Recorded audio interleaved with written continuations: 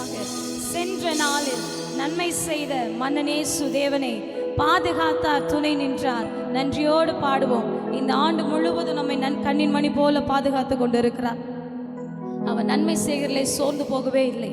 இந்த ஆண்டு முழுவதும் ஒவ்வொரு நொடி பொழுதும், ஒவ்வொரு நேரமும், ஒவ்வொரு மணித்துளியும் தேவனாகிய கர்த்தர் நம்மை நடத்தி கொண்டே வந்தார்.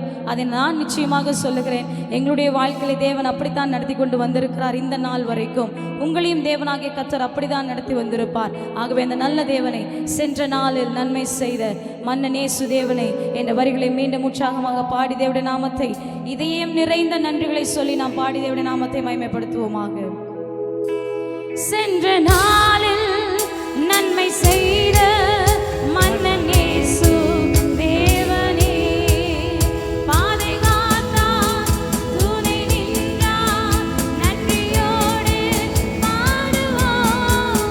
சென்ற நாளில் நன்மை செய்த மன்னனேசு தேவனே, பாதுகாத்தார், துணை நின்றார்.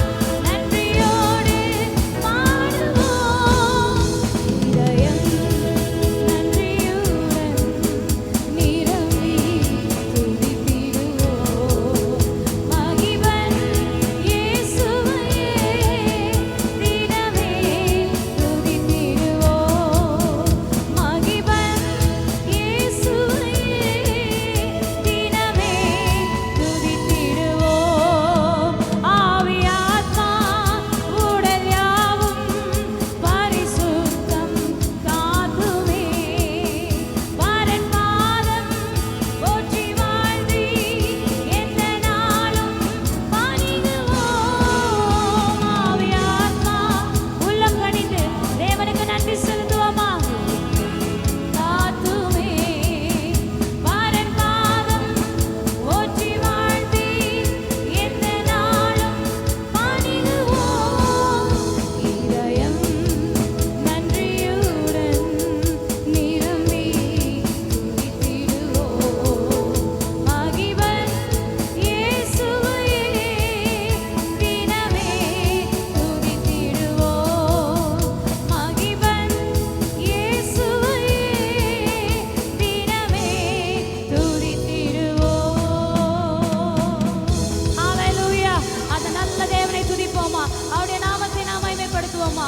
இருக்கிடத்திலே அப்படியே எழுந்து நின்று தேவனுக்கு நன்றி செலுத்தும் வண்ணமாக, ஆண்டவரே, நன்றியுள்ள இருதயத்தோடு உம்மை நாங்கள் துதிக்கிறோம். எத்தனை நன்மை, எத்தனை ஆசீர்வாதம், எத்தனை மேன்மை இந்த ஆண்டிலே தேவன் எங்களுக்கு கொடுத்திருக்கிறீர்.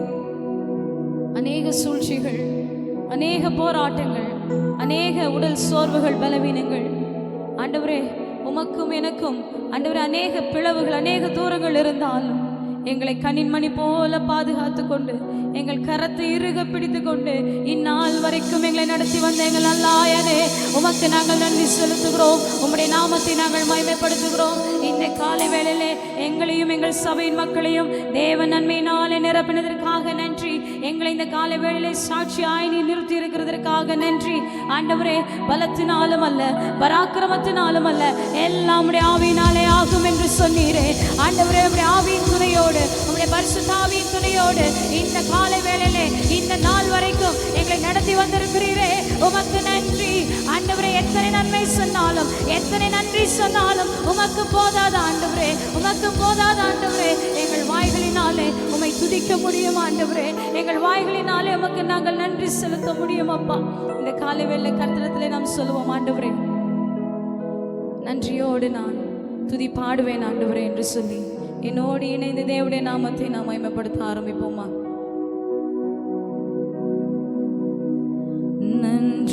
நன்றியோடு நான் துதி பாடுவேன் எந்தன் இயேசு ராஜனே.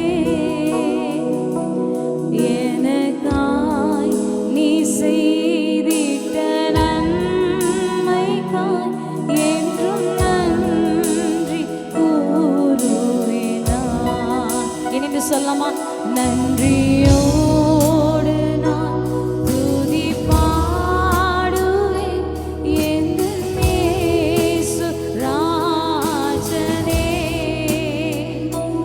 எனக்காய்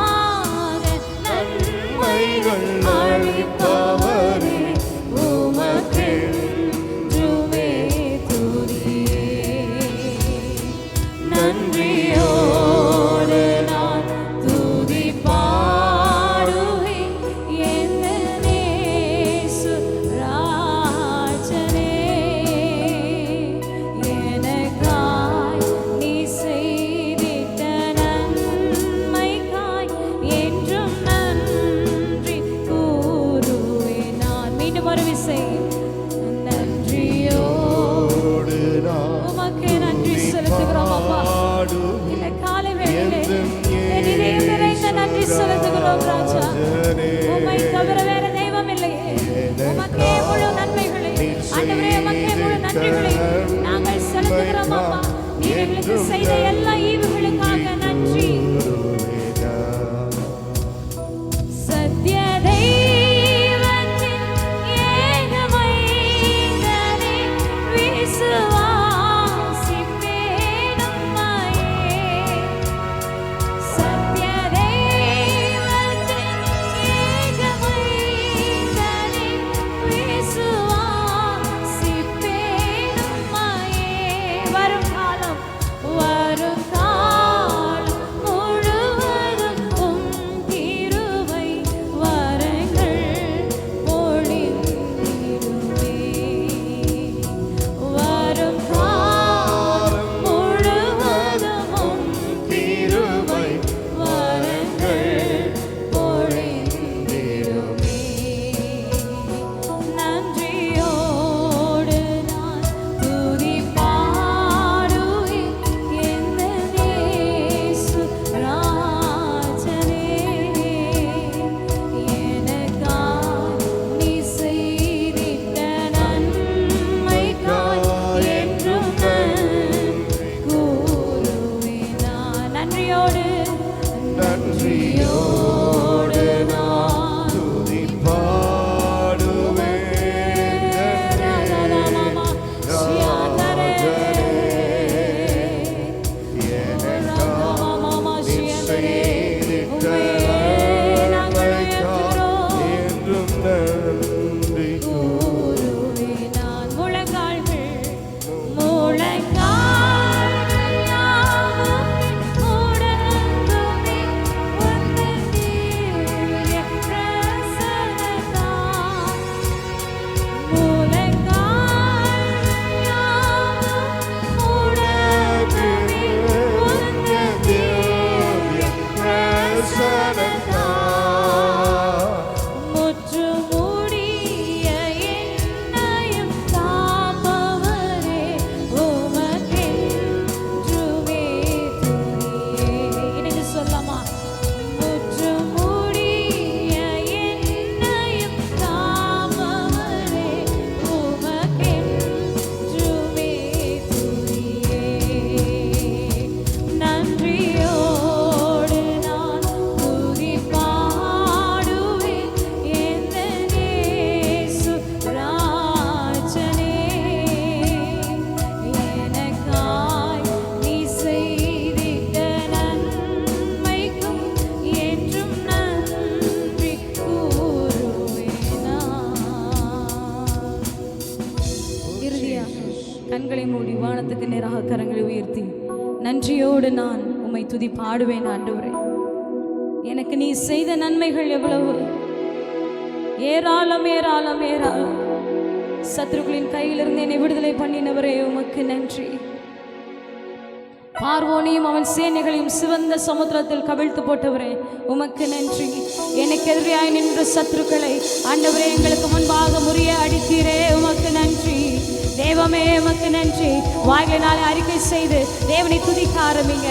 உங்களுக்கு இந்த ஆண்டிலே செய்த எல்லா நன்மைகளையும் ஒவ்வொன்றாய் ஒவ்வொன்றாய் சொல்லி சொல்லி சொல்லி தேவனை துதிக்கிறதான நேரம் இது. தேங்க்ஸ் கிவிங் பண்ணுகிறதான நேரம் இது. உங்களுக்கு எத்தனை நன்மை செய்தாரோ அத்தனை நன்மையும் சொல்லி சொல்லி சொல்லி தேவனுக்கு நன்றி செலுத்த ஆரம்பிப்போமா? வாய்களை விரிவாய் திறந்து நீ செய்த எல்லா நன்மைகளுக்காக நன்றி. கர்ப்ப பாத்திரத்தை எனக்கு கொடுத்ததற்காக நன்றி. எங்கள் சபை நீர் ஆசீர்வதித்ததற்காக நன்றி. புதிய திட்டங்களையும் புதிய வரங்களையும் கிரியை செய்து கொண்டிருக்கிறதற்காக நன்றி. வாழ்க்கை துணையை ஏற்படுத்தி கொடுத்ததற்காக நன்றி. திருமண வாழ்க்கையை ஆசீர்வாதத்தை கொடுத்ததற்காக நன்றி. வேலை ஸ்தலத்திலே உயர்வை கொடுத்ததற்காக நன்றி. வேலையிலே ஒரு மாற்றத்தை கொடுத்ததற்காக நன்றி.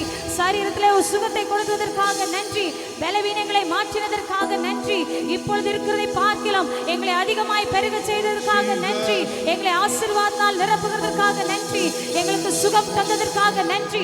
நல்ல ஊழியரை தந்ததற்காக நன்றி. நல்ல சபையை தந்ததற்காக நன்றி.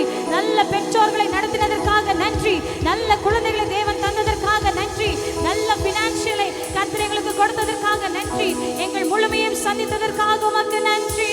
இந்த ஆண்டிலே செய்த எல்லா நன்மைகளுக்காக நன்றி. ஆண்டவரே, தீமையை அனுமதித்தாலும் அதை நன்மையாய் மாற பண்ணினதற்காக நன்றி. நாங்கள் நேசித்தவர்கள் எங்களை விட்டு கடந்து போனாலும் நன்மைக்கு எதுவாய் நீர் மாற்றினதற்காக நன்றி.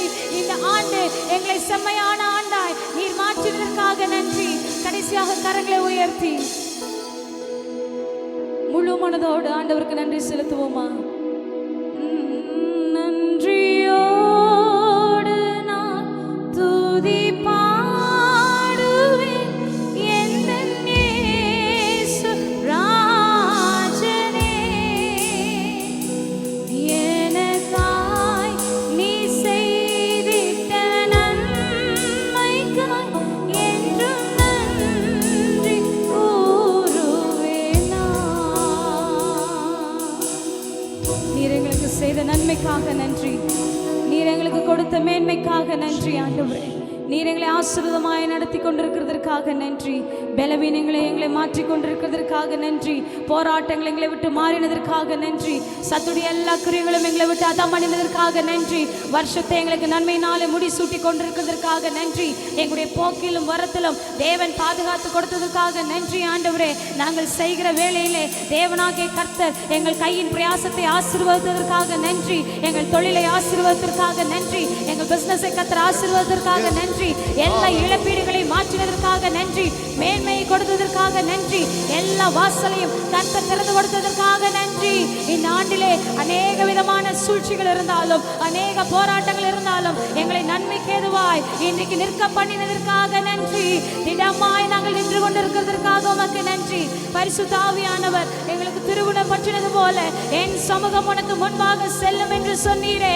இந்த ஆண்டு முழுவதும் உம்முடைய சமூகம் எங்களுக்கு முன்பதாக சென்றபடியினாலே உமக்கு நன்றி. நீ சொன்ன நல் வார்த்தைகளை எங்களுக்கு நிறைவேற்றி தந்ததற்காக நன்றி ஆண்டவரே. வெயிலாகிலும் உஷ்ணமாகிலும் உன்மேல் படுவதில்லை என்று சொன்னீரே. அந்த வார்த்தையை நிறைவேற்றினீரே. நீர் வாக்கு கொடுத்த எல்லா நல் வார்த்தைகளும் எங்களுடைய வாழ்க்கையிலே நிறைவேற்றினீரே. உமக்கு நன்றி, உமக்கு நன்றி, உமக்கு நன்றி ஆண்டவரே. கடலாழத்திலும் அக்கினி சூளையிலும் என்னை காத்திடும் பலவானன்றோ. விஷ சர்ப்பங்களும் சிங்க கூட்டங்களும் பயம் வேண்டாம் உன் அருகிலே என்றுரை செய்தவரை ஆராதிப்போம்.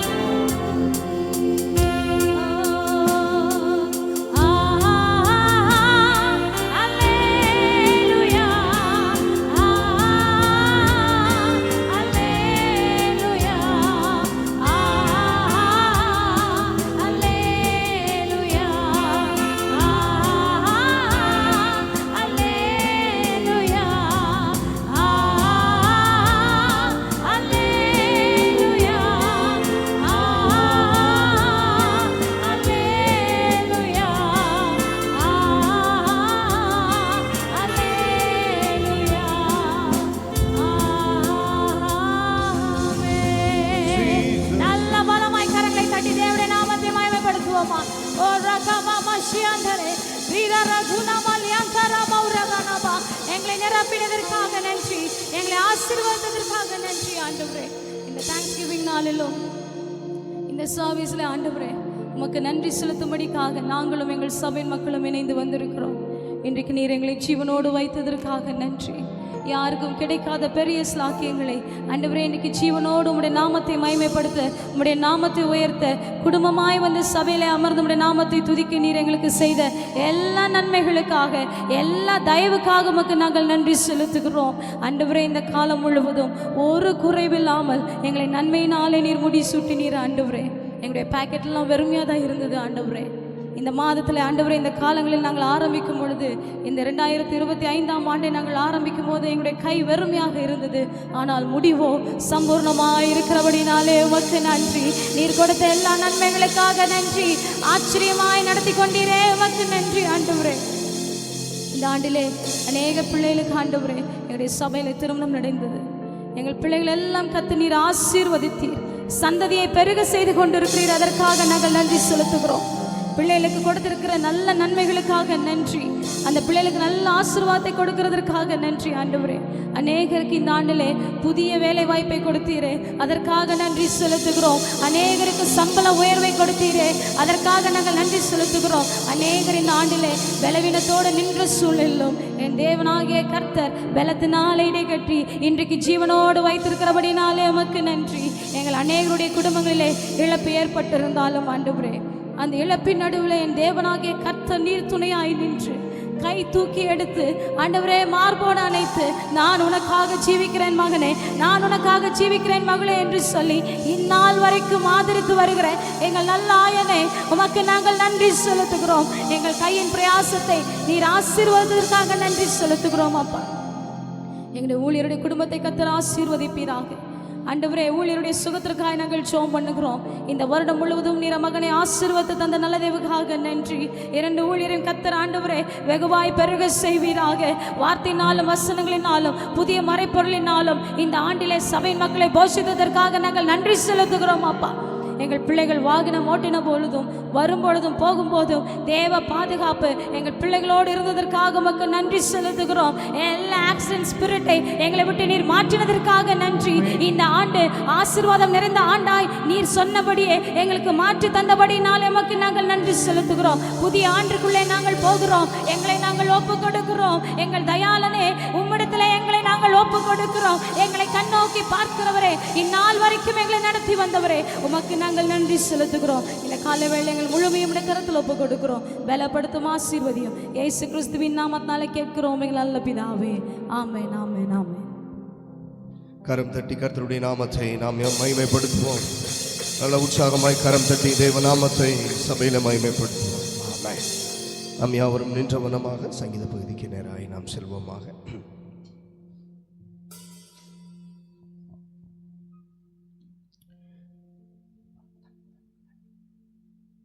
இன்றைக்கு நாம் வாசிக்க தெரிந்து கொள்ளப்பட்ட சங்கீதங்களின் புஸ்தகம் 33வது சங்கீதம்.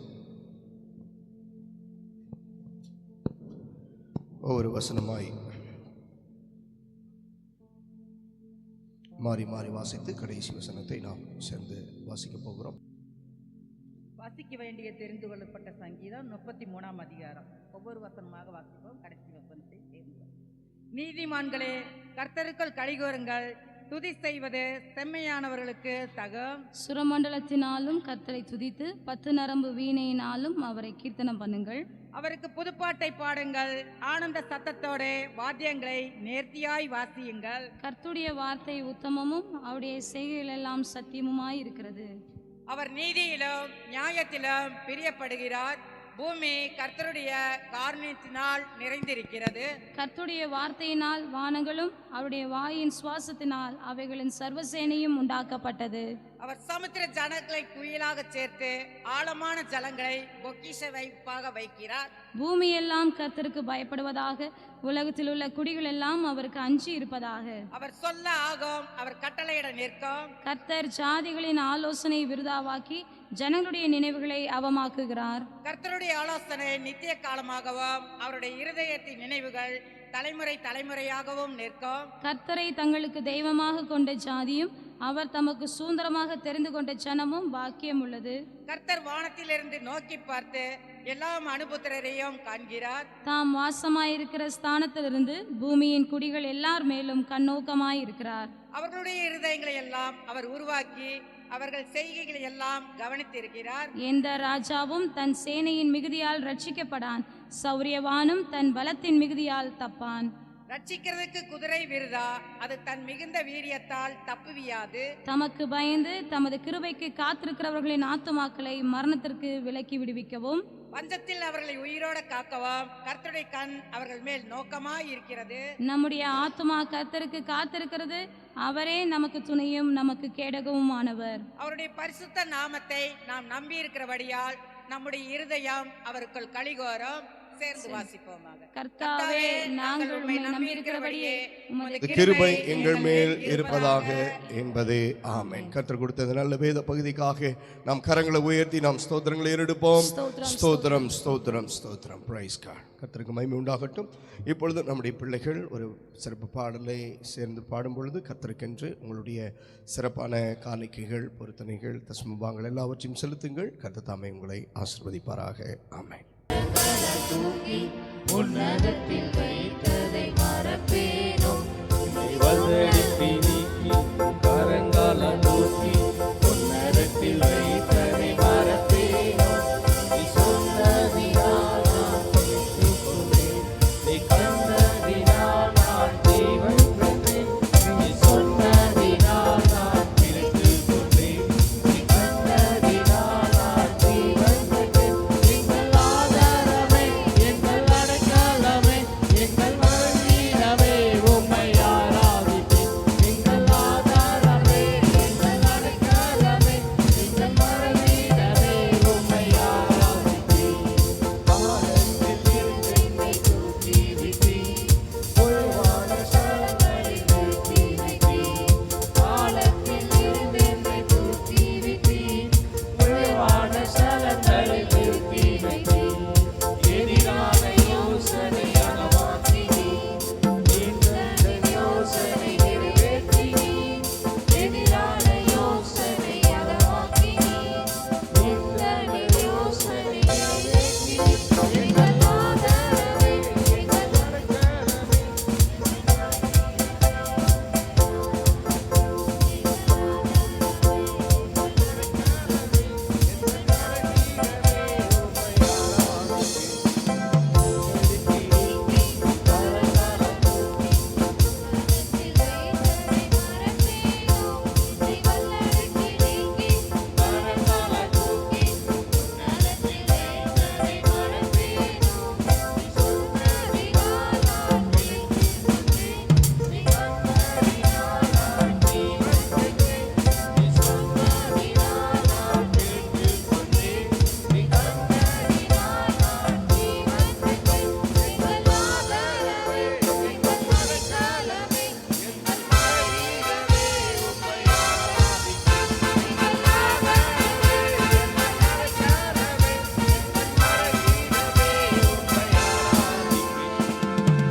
ஆண்டவரை படைத்திருக்கிற காணிக்கைகள் ஒவ்வொன்றையும் கர்த்தராகிய தேவன் நீதியின் கணக்கில் வைத்து இதற்கேற்ற பிரதிபலனை தந்தள்ள வேண்டும்படி ஜெபம் பண்ணுகிறோம். வருடத்தின் இறுதியிலே நிற்கிறோம். நீர் இம்மட்டுமாய் நடத்தியிருக்கிறீர். இனிமேலும் நீர் நடத்தி ஆசீர்வாதத்தினாலே நிரப்பும்படி வேண்டுகிறோம். இயேசு கிறிஸ்துவின் மூலம் வேண்டுகிறோம் நல்ல பிதாவே. ஆமென். கரங்களை உயர்த்தி சத்தமாய் ஒரு ஹல்லேலூயா சொல்லுவோம். ஆமென். நாம் யாவரும் இருக்கிற இடங்களிலே அமர்ந்து கொள்வோம். கர்த்தர் தாமே நம்மை ஆசீர்வதிப்பாராக. கடந்த நாட்களை விட இந்த நாட்கள் கொஞ்சம் அதிகமான குளிர் இருக்கிறது. ஆனாலும் இந்த குளிரை பொருட்படுத்தாமல் ஆலயத்திற்கு வந்து தேவனை ஆராதித்து கொண்டிருக்கிற உங்களை ஆண்டவராக இயேசு கிறிஸ்துவின் நாமத்தினாலே நாங்கள் வாழ்த்தி அன்போடு வரவேற்கிறோம். கர்த்தர் தாமே உங்களை ஆசீர்வதிப்பாராக. சபையினுடைய சில முக்கியமான அறிவிப்பு பகுதிகள் உண்டு. ஆகவே அதை கவனமாய் கேளுங்கள். புதிய வருடத்தினுடைய ஆராதனை முறைமைகளை குறித்தும் உங்களிடத்தில் நான் பகிர்ந்து கொள்ளப் போகிறேன். கவனமாய் கேளுங்கள், ஒத்துழைப்பு கொடுங்கள். கர்த்தர் தாமே உங்களை ஆசீர்வதிப்பாராக. சபையினுடைய அறிவிப்புகள் முதலாவதாக வாசிக்கிறேன். இன்று மாலை 6 மணிக்கு நமக்கு மாலை ஆராதனை நம்முடைய ஆலயத்திலே வைத்து நடைபெறும். கர்த்தருடைய பிள்ளைகள் தயவாய் அதிலே கலந்து கொள்ளும்படி நாங்கள் உங்களை உற்சாகப்படுத்துகிறோம்.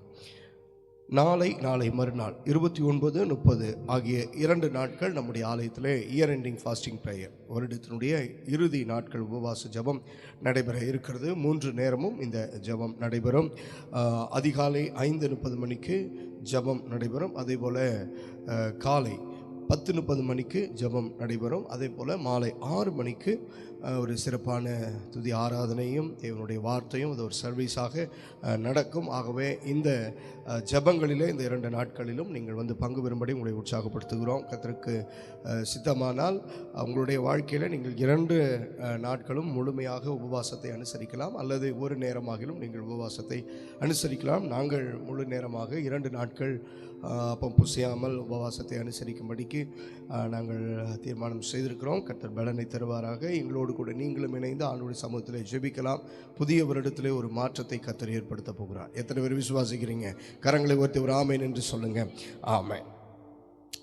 அதே போல் வரக்கூடிய 31ஆம் தேதி இரவு நமக்கு 7 மணியிலிருந்து அன்பின் விருந்து நம்முடைய ஆலயத்திலே நடைபெறும். ஆகவே நீங்கள் முன்பதாகவே நீங்கள் வந்து அந்த இரவு உணவிலே கண்டிப்பாக கட்டாயம் எல்லாரும் நீங்கள் அதில் பங்கு பெற வேண்டும். ஆகவே நீங்கள் ஆகாரம் புசித்துட்டு கூட நீங்கள் வீட்டுக்கு போயிட்டு அடுத்து நீங்கள் லோக்கலில் இருக்கிறவங்க 10 மணிக்கு நீங்கள் ஆராதனைக்கு வந்துடலாம்.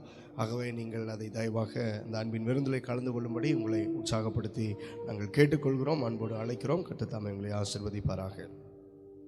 அதே போல் புது வருட ஆராதனை குறித்துதான சில அறிவிப்புகளை உங்களிடத்தில் சொல்லும்படி விரும்புகிறேன். 31ஆம் தேதி இரவு சரியாக 10 மணிக்கு நமக்கு புது வருட ஆராதனை நம்முடைய ஆலயத்தில் ஆரம்பமாகும். எல்லாம் பழைய வருட ஆராதனைன்னு சொல்லுவாங்க. பழைய வருடம் அப்படின்னா அது 2024 சேர்ந்துடும். ஆனால் இந்த வருடத்தினுடைய இறுதி ஆராதனை அதுதான் அதற்கு சரியான பெயர். ஆமாம், இந்த வருடத்தினுடைய இறுதி ஆராதனை சரியாக 10 மணிக்கு 31ஆம் தேதி இரவு 10 மணிக்கு நம்முடைய ஆலயத்தில் நடைபெறும். ஆராதனையுடைய அந்த முறைகளை குறித்து நான் உங்களிடத்தில் சொல்லுகிறேன். 10 மணிக்கு ஜெபத்தோடு ஆராதனை ஆரம்பமாகும். அதைத் தொடர்ந்து சங்கீத பகுதி உண்டு. அதைத் தொடர்ந்து இந்த வருடத்தில் இறுதி ஆராதனையாக இருக்கிறபடினாலே காணிக்கை பகுதியும் உண்டு. அதே போல் காணிக்கை பகுதிக்கு பிற்பாடு நன்றி செலுத்தும் ஜெபம், ஆராதனை, தேவ செய்தி இதெல்லாம் உண்டு. அதே போல் வாக்குத்தத்த ஆராதனை சரியாக 11:50க்கு துவங்கும். இந்த 31ஆம் தேதி இரவு 11:50 மணிக்கு வாக்குத்தத்த ஆராதனை, புதிய வருடத்தினுடைய வாக்குத்தத்த ஆராதனையோடு துவங்கும். அதே போல் அதற்கு அப்புறம் பார்த்திங்க அப்படின்னா புதிய வருடத்தில் ஒரு சிறப்பு காணிக்கை, ஆகவே 2 காணிக்கைகள் ஆலயத்தில் எடுக்கப்படும். காணிக்கை பகுதி முடிந்த பிற்பாடு திருவிருந்து பகுதி நடைபெறும். இந்த திருவிருந்து பகுதியில் ஒரு புதிய மாற்றத்தை ஜெபத்தோடு நாங்கள் கொண்டு வந்திருக்கிறோம்.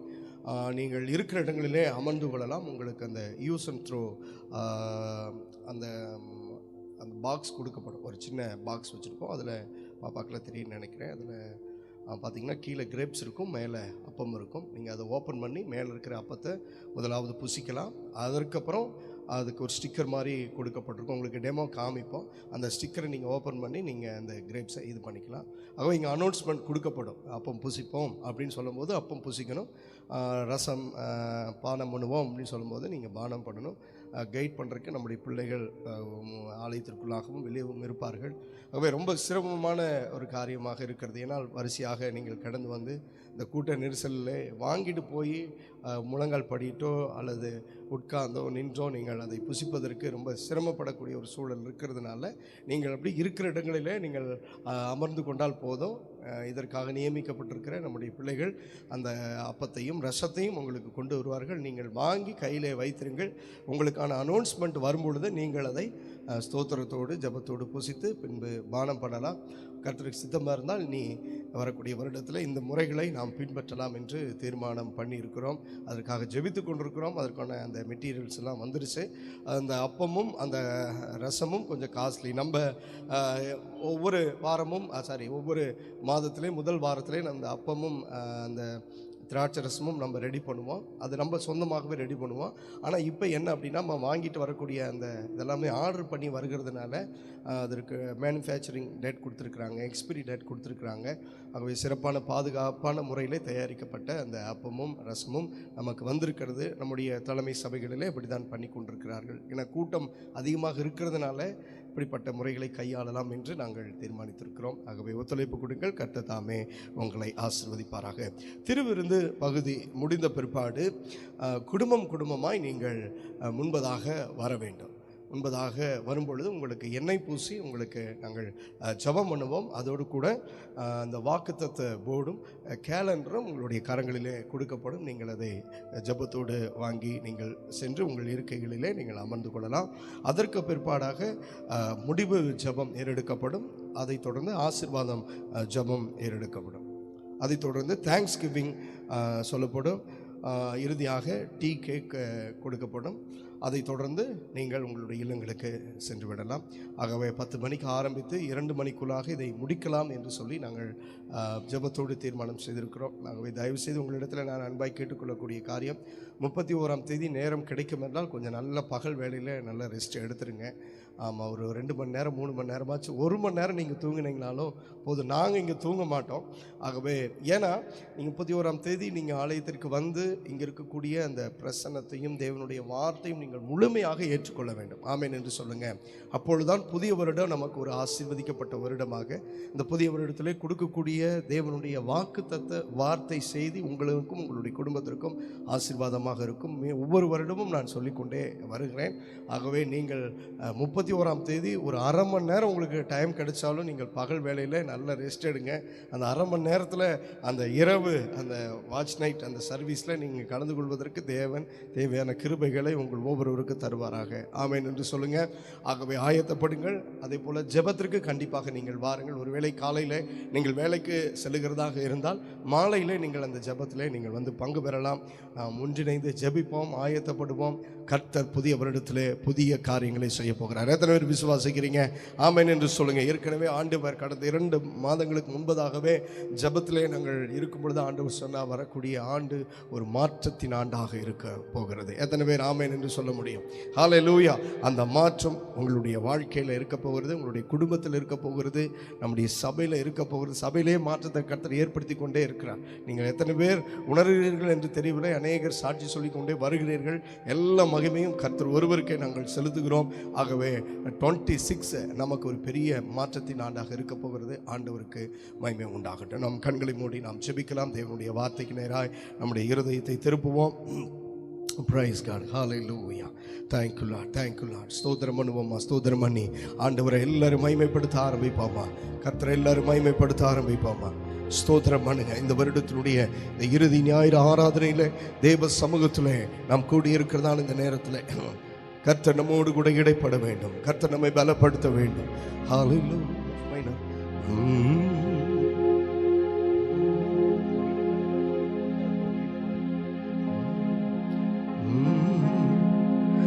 போகும் இடமெல்லாம் கூடவே இருந்து காத்து கொள்வேன் என்றீ. போகும் இடமெல்லாம் கூடவே இருந்து காத்து கொள்வேன் என்றீ. சொன்னதை செய்து முடிக்கும் வரைக்கும் கைவிட மாட்டேன் என்றீ. சொன்னதை செய்து முடிக்கும் வரைக்கும் கைவிட மாட்டேன் என்று கரங்களை உயர்த்தி சொல்லுங்க. அப்பா தகப்பனே நன்றி நன்றி. அப்பா தகப்பனே நன்றி நன்றி.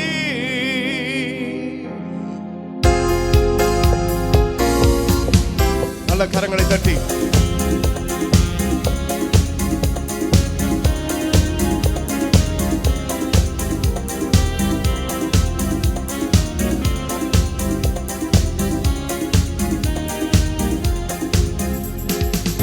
எழுந்து பெத்தேலுக்கு போ,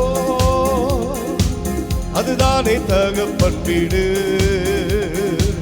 நன்மைகள் பல செய்த நல்லவர் இயேசுவுக்கு நன்றி பாடல் பாடணும். துதி பலிபீடம் கட்டணும். எழுந்து பெத்தேலுக்கு போ, அதுதானே தகப்பன் வீடு. நன்மைகள் பல செய்த நல்லவர் இயேசுவுக்கு நன்றி பாடல் பாடணும். எழுந்து பெத்தேலுக்கு போ, எழுந்து பெத்தேலுக்கு போ. ஆபத்து நாளிலே பதில் தந்தாரே, அதற்கு நன்றி சொல்வோம். பாடுவோமா? ஆபத்து நாளிலே பதில் தந்தாரே, அதற்கு நன்றி சொல்வோம். நடந்த பாதையெல்லாம் கூட வந்தாரே, அதற்கு நன்றி சொல்வோம். நடந்த பாதையெல்லாம் கூட வந்தாரே, அதற்கு நன்றி. கரங்களை உயர்த்தி அப்பா தகப்பனே நன்றி நன்றி, அப்பா தகப்பனே.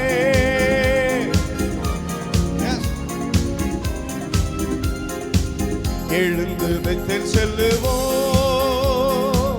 பிறந்த நாள் முதல் இந்நாள் வரைக்கும் ஆதரித்த ஆயரே,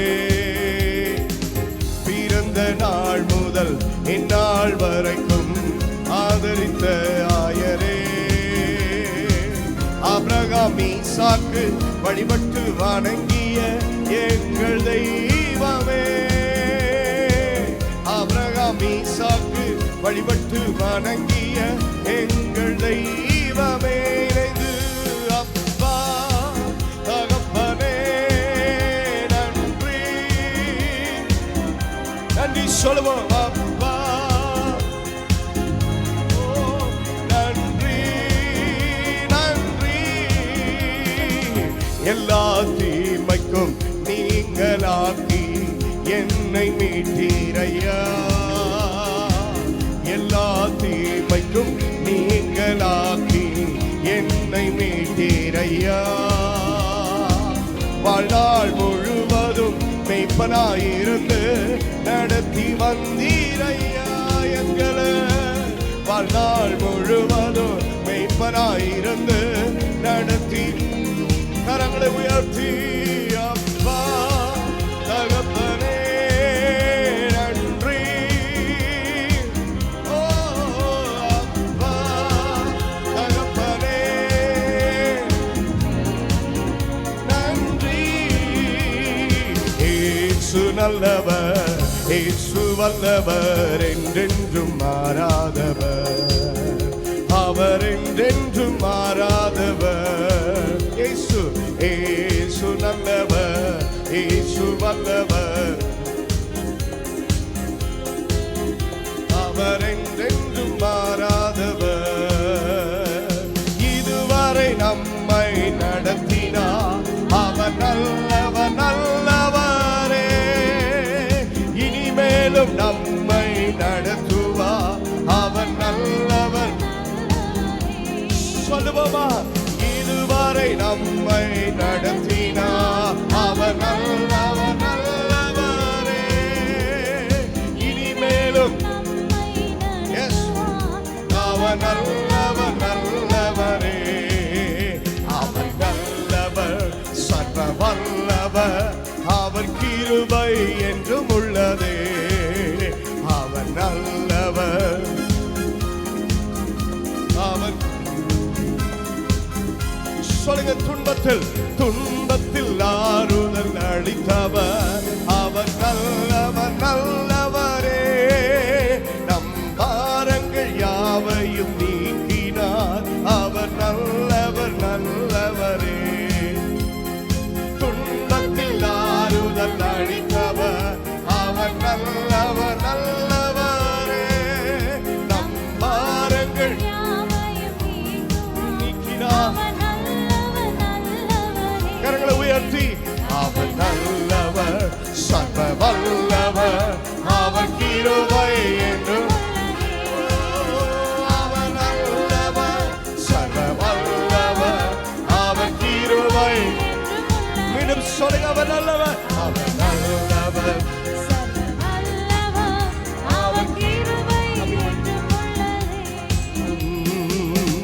கண்களை மூடி இதுவரை என்னை நடத்தினார் அவர் நல்லவர் நல்லவரே, இனிமேலும் என்னை நடத்துவார் அவர் நல்லவர் நல்லவர். அப்படி அறிக்கை பண்ணுவோமா?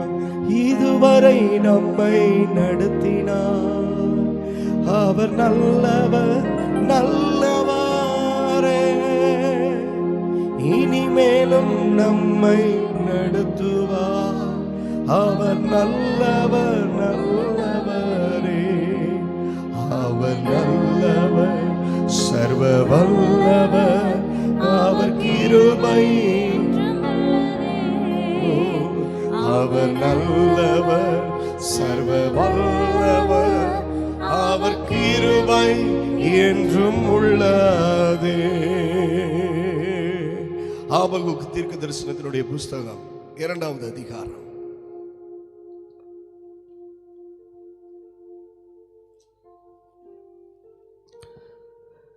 1-3 வசனங்கள் முடிய நாம் வாசிக்க போகிறோம்.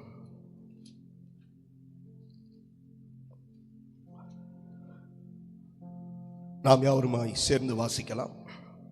நான் என் காவலிலே தரித்து அரணிலே நிலை கொண்டிருந்து அவர் எனக்கு என்ன சொல்லுவார் என்றும் அவர் என்னை கண்டிக்கும் போது நான் என்ன உத்தரவு சொல்வேன் என்றும் கவனித்து பார்ப்பேன் என்றேன். அப்பொழுது கர்த்தர் எனக்கு பிரதியுத்தரமாக, நீ தரிசனத்தை எழுதி அதை கடந்தோடுகிறவன் வாசிக்கும்படி பலகையிலே தீர்க்கமாக வரை. குறித்த காலத்திற்கு தரிசனம் இன்னும் வைக்கப்பட்டிருக்கிறது, முடிவிலே அது விளங்கும், அது பொய் சொல்லாது, அது தாமதித்தாலும் அதற்கு காத்திரு, அது நிச்சயம் வரும், அது தாமதிப்பதில்லை. தகப்பனே, இந்த நல்ல வார்த்தைக்காய் ஸ்தோத்திரம். இந்த வார்த்தைகளை கொண்டு இந்த முதல் ஆராதனையிலே எங்களுக்கு பேச வேண்டிய நல் வார்த்தைகளை, பரலோகத்தின் மன்னாவை நீரே எங்களுக்கு தாரும் என்று நாங்கள் வேண்டுகிறோம். பேசுகிற என்னை முற்றிலுமாய் நீர் மறைத்துக் கொள்ளும், பலப்படுத்தும். கேட்கிற உடைய பிள்ளைகளை ஆசீர்வதி, இயேசு கிறிஸ்துவின் மூலம் வேண்டுகிறோம் பிதாவே, ஆமென். குறித்த காலத்திற்கு 3வது வசனம், குறித்த காலத்திற்கு தரிசனம் இன்னும் வைக்கப்பட்டிருக்கிறது. இந்த வருடத்தினுடைய இந்த கடைசி ஞாயிற்றுக்கிழமைகளிலே தேவனுடைய சமூகத்திலே முதல் ஆராதனையில் நம்ம கூடியிருக்கிறோம். ஆண்டுடைய சமூகத்தில் தொடர்ந்து இந்த நாட்கள் அதிகமாக ஜெபத்திலே செலவிடக்கூடிய நாட்களாக இருந்து வருகிறது. நேற்று தினத்திலே சிறியவர்கள் மற்றும் வாலிபர்களுக்கான இந்த உபவாச ஜெபத்தை நாம் ஆலயத்தில் வைத்தோம். அதில் அநேக பிள்ளைகள், 25க்கும் மேற்பட்ட பிள்ளைகள் கலந்து கொண்டார்கள். அது மிகவும் ஆசீர்வாதமாக இருந்தது. பிள்ளைகள் எல்லாரும் ஆவியினாலே நிரப்பப்பட்டார்கள், தேவனுடைய சமூகத்தில் ஜெபித்தார்கள், நன்றாக ஆடி பாடி நல்ல சந்தோஷமாக நேற்று தினத்திலே அந்த உபவாச ஜெபத்தை நாங்கள் அனுசரிப்பதற்கு கர்த்தர் கிருபை தந்தார்.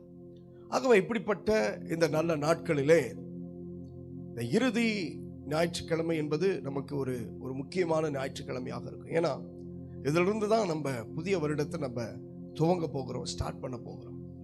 அப்போ இப்பேற்பட்ட அந்த தருவாயிலே தேவ சமூகத்தில் அப்படியே ஜெபித்து கொண்டே இருக்கும் பொழுதுதான் இந்த வார்த்தையை ஆண்டவர் கொடுத்தார்.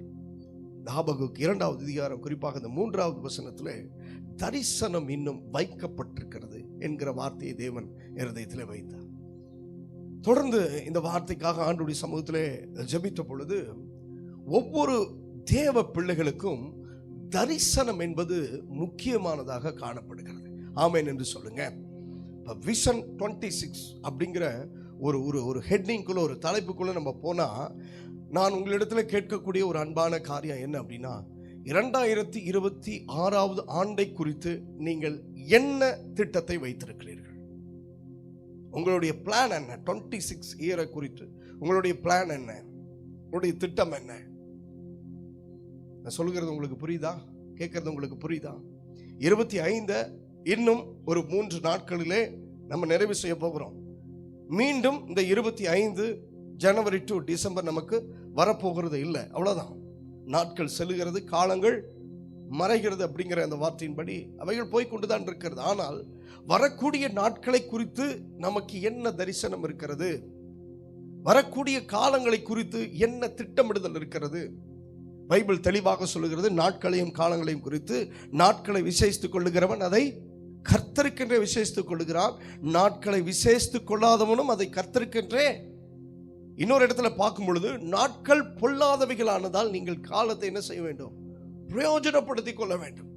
நமக்கு கிடைக்கக்கூடிய ஒவ்வொரு நாட்களும் ஒவ்வொரு காலங்களும் மிக மிக முக்கியமானது என்பதை நீங்கள் மறந்து விடக்கூடாது. கிறிஸ்துமஸ் நாட்களிலே இந்த தமிழ்நாட்டில் இந்த பொள்ளாச்சியிலே நம்ம இருந்தோம், சந்தோஷமாக கொண்டாடினோம், சந்தோஷமாக அனுசரித்தோம். அதே நேரம் வட இந்தியாவில் நீங்க பார்த்தீங்கன்னா கத்தீட்ரல் போன்ற பெரிய தேவாலயங்கள், பேராலயங்கள்ல கூட இந்துத்துவ அமைப்பினர் சமூக விரோதிகள் உள்ளே புகுந்து புல்பிட்டு அடிக்கிறதும், ஊழியர்களை அடிக்கிறதும், ஊழியர்களுடைய மனைவியை பாருங்க, ஒரு இடத்துல ஊழியர்களுடைய மனைவி தமிழ்நாட்டிலிருந்து சென்ற ஒரு மிஷினரியுடைய மனைவியை அவங்க கட்டி அந்த சேரியை இழுத்து அப்படியே அவமானப்படுத்தி புல்பிட்ட சேர்ஸை, ஸ்பீக்கர்ஸை எல்லாத்தையும் ஒட்டச்சு எரிஞ்சிருக்கிறாங்க. இதெல்லாம் உங்களுக்கு யூடியூப்ல வந்திருக்கும். ஒரு ஒரு ஒரு சமூக ஒரு ஒரு ஒரு ஒரு பயங்கரமான ஒரு மத வெறியன், ஒரு ஒரு பாஸ்டர், ஒரு பாஸ்டர் என்னை மாதிரி கோட் ஷூட் போட்டு நின்று இருக்கிறார். அவர் பக்கத்துல வந்து அவன் ஹிந்தியில இயேசு கிறிஸ்துவா அல்லது விக்கிரகமா பெரியது அப்படின்னு சொல்லிட்டு அவன் ஆர்குமெண்ட் பண்றான். அந்த ஊழியர்னால பேச முடியல, அவர் அமைதியா நிற்கிறார். அந்த ஜனங்கள் இடத்துல அவன் பேசுறான். அதெல்லாம் சமூக வலைதளங்கள்ல வருது. எப்படிப்பட்ட சூழல் எங்க நிலவி கொண்டிருக்கிறது?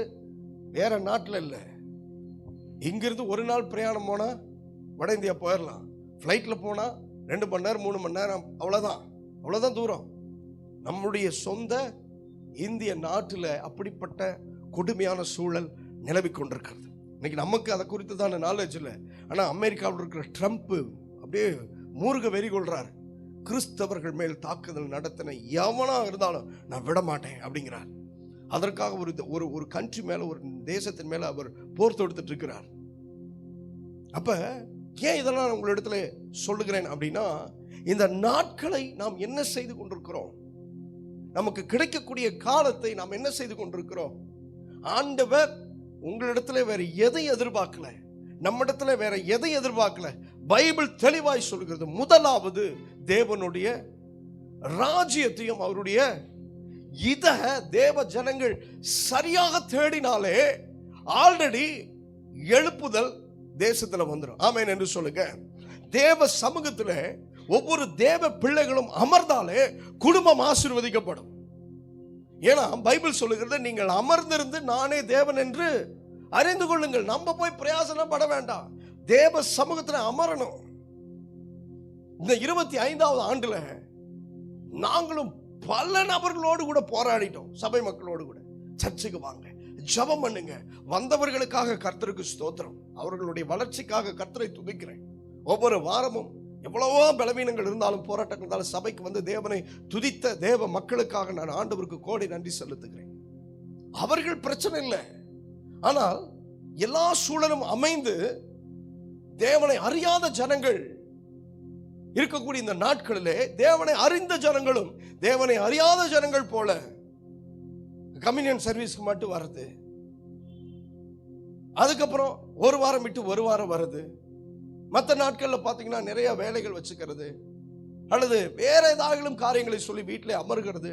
இதெல்லாம் ஆண்டுடைய பார்வையில எப்படி இருக்கிறது என்பதை இந்த வருடத்தினுடைய இந்த கடைசி நாட்களில் ஒவ்வொரு தேவ பிள்ளைகளும் நீங்கள் அறிந்து கொள்ள வேண்டியது மிக மிக அவசியமாக இருக்கிறது. தேவ சமூகத்தில் அமர்வது என்பதும் தேவனை தேடக்கூடிய காரியங்கள் என்பதும் மிக மிக சபைகளிலேயே குறைபட்டிருக்கிறது. அதனாலதான் மீண்டும் பழைய அந்த ஸ்டைல நாங்க கையில் எடுத்திருக்கிறோம். சின்ன குழந்தையா இருந்தாலும் சரி, சிறிய பிள்ளைகளானாலும் சரி. அந்த பாப்பா வந்து பிரியாவுடைய பொண்ணு ஸ்ரேயா, நேற்று அவள் உபவாசனத்தோடு இருந்தா. அவளுக்கு வந்து கொஞ்சம் பலவீனம் ஆயிடுவாங்க அப்படின்னு சொல்லிட்டு ஒரு 1/4 டம்ளர் 1/2 டம்ளர் பால் மட்டும் தான் கொடுத்தோம். 1:30 மணிக்கு தான் அவங்களுக்கு நாங்கள் லஞ்ச் வெரைட்டி ரைஸ் நாங்கள் ரெடி பண்ணி கொடுத்தோம். 1:30 மணி வரைக்கும் அந்த குழந்தைகள் என்ன பண்ணா, தேவ சமூகத்தில் அமர்ந்து அந்த காலத்தையும் அந்த நேரத்தையும் பிரயோஜனப்படுத்தி கொண்டா. தரிசனம் வைக்கப்பட்டிருக்கிறது, அதை அவர்கள் பெற்றுக்கொள்கிறார்கள். ஏனென்றால் கடைசி நாட்களில் மாம்சமான யாவர் மேலும் என் ஆவியை ஊற்றுவேன். அங்கு தரிசனம் என்கிற வார்த்தை சொல்லப்பட்டிருக்கிறது. நம்ம என்ன செய்து கொண்டிருக்கிறோம் என்பதை இந்த நேரத்தில் நாம் நிதானிக்கக்கூடிய ஒரு நேரத்தில் நம்ம நின்று கொண்டிருக்கிறோம். இந்த வருடத்தினுடைய இதே பிரச்சனையோடு, இதே புலம்பலோடு, இதே வேதனையோடு, இதே கஷ்டத்தோடு 26க்குள்ள நம்ம நுழைவோம் என்று சொன்னால் 26ம் நமக்கு மாற்றம் நிறைந்த ஆண்டாக இருக்காது. 26ம் நமக்கு பிரச்சனை நிறைந்த ஆண்டாகத்தான் இருக்கும். மாற்றத்தை கர்த்தர் கொடுப்பேன் என்று சொல்லி இருக்கிறார். அந்த மாற்றம் எங்கிருந்து ஆரம்பிக்க வேண்டும் என்றால் தேவ சமூகத்திலிருந்து ஆரம்பிக்க வேண்டும். அந்த மாற்றத்தை தேவன் கொடுக்க வேண்டும். கரங்களை உயர்த்தி ஒரு ஆமென் என்று சொல்லுங்க. பைபிள் சொல்லுகிறது, ரோமர் 8வது அதிகாரம் அதனுடைய 14வது வசனத்தை நீங்கள் வாசிக்கும் பொழுது அங்கு ஒரு வார்த்தை சொல்லப்பட்டிருக்கிறது. வாசிக்கலாம். ரோமர் 8 அதனுடைய 14வது வசனம். மேலும் எவர்கள் தேவனுடைய ஆவியினாலே நடத்தப்படுகிறார்களோ அவர்கள் தேவனுடைய புத்திரராயிருக்கிறார்கள். ஒரு ஒரு ஒரு தேவ பிள்ளை, தரிசனம் பெற்ற பிள்ளையாக, தேவனுடைய ஆவியினாலே நிரப்பப்பட்டவர்களாக அவர்கள் இந்த பூமியில இருக்க வேண்டும். எவர்கள் தேவனால் நடத்தப்படுகிறார்களோ அவர்கள் தேவனுடைய ஆவியை பெற்றிருக்கிறார்கள். எவர்கள் தேவனால் நடத்தப்படவில்லையோ அவர்களிடத்தில் தேவனுடைய ஆவி இல்லை. தேவனால் நடத்தப்படக்கூடிய விதமும் தேவனால் நடத்தப்படாத விதத்தையும் நம்ம எப்படி அறிந்து கொள்ளலாம் என்று சொன்னால், தேவனால் நடத்தப்படுகிறவர்கள் தேவனுடைய காரியங்களை குறித்தே யோசித்துக் கொண்டிருப்பார்கள். தேவனுடைய சித்தத்தை குறித்தே யோசித்துக் கொண்டிருப்பார்கள். அவர்கள் உலக வேலையில இருந்தாலும், அவர்கள் படிப்பின் காரியங்களில் இருந்தாலும், மற்ற ஈவென்ட்ஸ்ல அவர்கள் இருந்தாலும், அவர்களுடைய எண்ணங்கள், அவர்களுடைய அந்த மனக்கண்கள், உள்ளான மனுஷன் என்று சொல்வார்களே, இவர்களுடைய எண்ணங்கள், ஏக்கங்கள் எதை நோக்கி இருக்கும் என்று சொன்னால், ஆண்டவருடைய நோக்கத்தை நிறைவேற்ற வேண்டும் என்கிற அந்த ஃபோக்கஸ்ல தான் அவர்களுக்கு அந்த எண்ணங்கள் இருக்கும். ஆனால் தேவனுடைய ஆவியினாலே நடத்தப்படாதவர்கள் இந்த தேவனை குறித்து யோசிக்கிறதையும் தேவனுடைய சமூகத்தை குறித்து யோசிக்கிறதையும் அவர்கள் அப்படியே விட்டு விடுவாங்க. உலக காரியங்கள், உலக வேலைகள், உலக சூழ்நிலைகள், இதை குறித்தே யோசித்துக் கொண்டிருப்பார்கள். அப்ப இதுல நம்ம கண்டுபிடிச்சிடலாம் யாரு தேவனுடைய ஆவியினாலே நடத்தப்படுகிறார்கள், யாரு தேவனுடைய ஆவியினாலே நடத்தப்படாமல் இருக்கிறார்கள் என்று. தரிசனம் நமக்கு வேண்டும். ஆமென் என்று சொல்லுங்க. இதோ சாதாரணமா நம்ம போய்விடக்கூடாது.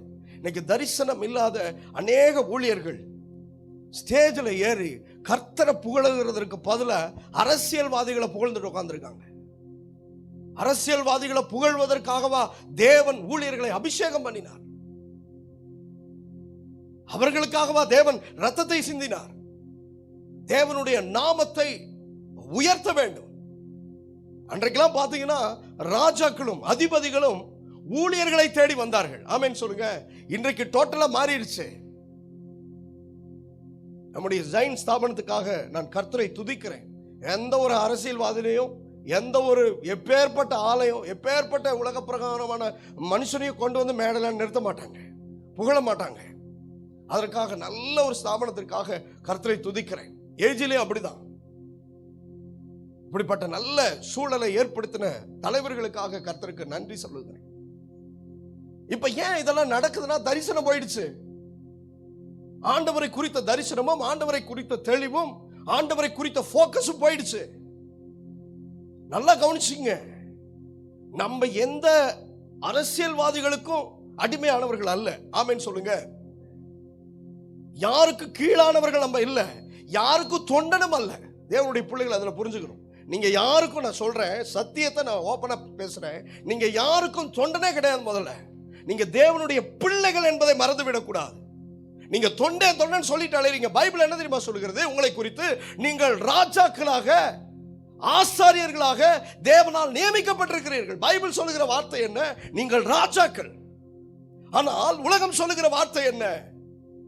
கட்சி தலைவர் சொல்லுகிற வார்த்தை என்ன? நீங்கள் தொண்டர்கள். எப்படிங்க? எனக்கு சபை மக்களை விசுவாசிகள் சொல்றதற்கு எனக்கு கொஞ்சம் கஷ்டமா தான் இருக்கும். அதனால சபை மக்கள் அப்படின்னு நான் சொல்றேன். விசுவாசிகளா நம்முடைய மக்கள் இருக்கக்கூடாது, சீசர்களாக இருக்கணும். கரங்களை ஓட்டி ஒரு ஆமென் என்று சொல்லுங்க. அதுதான் நம்முடைய ஜைன் சர்ச்சினுடைய தரிசனம். அதனாலதான் இங்க நீங்க பாத்தீங்கன்னா சொல்லப்பட்டிருக்கோம். என்ன எழுதப்பட்டிருக்கிறது? ஃபெய்த். சொல்லலாமா நம்ம தரிசனத்தை? சொல்லுங்க. Faith, hope, love. இதுதான் நம்முடைய தரிசனம்.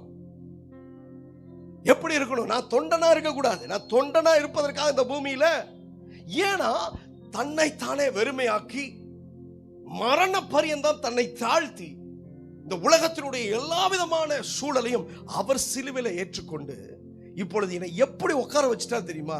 ராஜாக்களாக. வெளிப்படுத்தின விசேஷத்துல நான் அந்த டாபிக் போல அந்த வசன ஞாபகம் வருகிறதுனால நான் சொல்றேன். வெளிப்படுத்தின விசேஷத்திற்கு நேராக நம்முடைய கவனத்தை திருப்புவோம் என்றால்,